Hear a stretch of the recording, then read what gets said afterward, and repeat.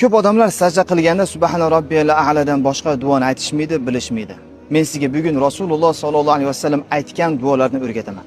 Agar siz sajda qilgandan keyin subhana robbiyal a'ladan aytgandan so'ng ushbu duoni aytadigan bo'lsangiz, so'ngra xohlagan tilaklaringizni so'rab duo qiladigan bo'lsangiz, albatta Alloh azza va jalla hamma duolaringizni qabul qiladi. Duoni eshiting. Allohumma laka sajad va bika amant va laka aslamt.